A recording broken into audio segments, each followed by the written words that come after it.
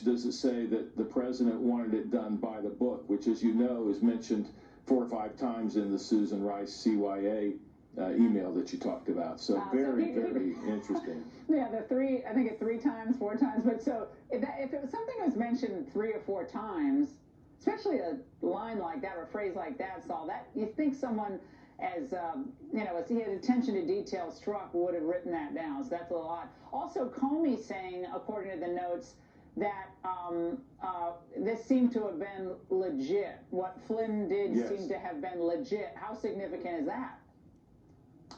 I think it's very significant because he says it, but even after he says it, the president still says, is there any reason that I shouldn't be sharing it? Now, in these notes, which obviously are not as detailed as the Susan Rice email, the notes just have Comey saying it appears to be, yes, there are calls, but it appears to be legit.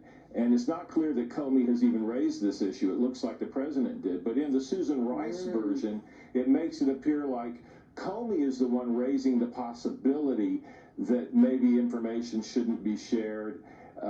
And after the president says it, Comey says, well, they appear to be legitimate. This is in the Susan Rice version. And the president inquires about whether it maybe shouldn't be shared, the information. And Comey says, and he's talking about the whole Crossfire hurricane. And Comey says, well, potentially. We'll have to monitor it. So the whole tone of the Susan Rice is that it's really a concern of Jim Comey, whereas these notes indicate it's more President Obama. Saul, thank